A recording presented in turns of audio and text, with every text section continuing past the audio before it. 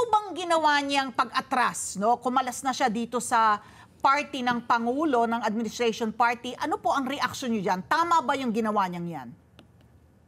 Well, when you look at politics, it's always about addition, ano? At ito nga sa ginawa ng ni Senator Amy, I think it's more of subtraction, ano? Kasi kung titingnan natin, when she bolted out of the Alianza, effectively, yung makinarya, no, and the resources of the Alianza is also being withdrawn from her. Yes. And then when she sided with the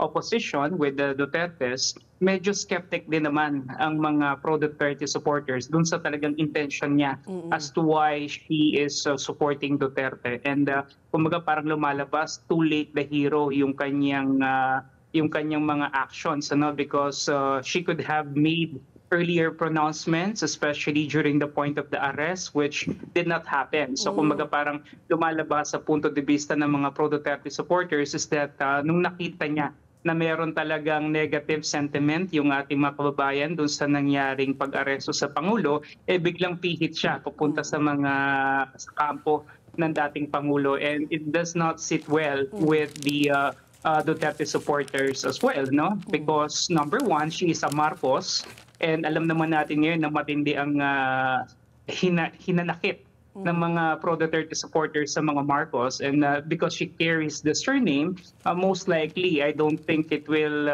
resonate in a shift of Duterte support para sa kanya, even if she spearheaded the Senate inquiry dito nga sa nangyaring pag-aresto. Pero kung titingnan natin, I think maganda rin naman ito, no? Because at least she is now an independent candidate. Mas magkakaroon siya ng flexibility, no, doon sa kanyang kampanya, and hopefully she could still mount a good campaign. Pero Professor, kasi sabi nila, no, na parang like you mentioned, na parang hindi siya talaga, parang may konting alinlangan, no, yung Duterte camp sa sinseridad ni Senator Amy. Pero sa tingin niyo, bakit rin niya pinili yung oposisyon at hindi yung kapatid niya, no, lalo na yung administrasyon? Isn't blood supposed to be thicker than water? Isn't that also... Yeah, Oo, sige po. Go ahead. Yeah, tama po yun, ano? Pero kung titignan po natin, even in the get-go, simula pa lang, medyo lukewarm naman talaga yung participation ni Senator Amy Marcos dito sa Alianza. And there was even a time that we thought she will not be part of the 12-man roster.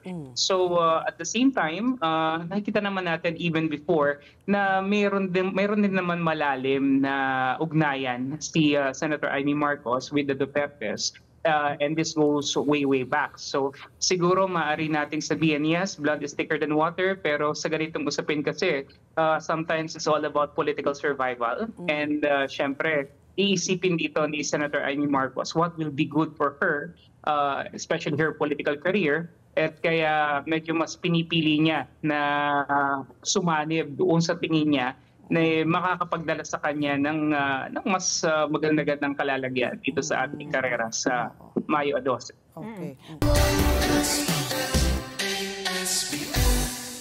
Let's get together. Sunday 25. Sunday 25.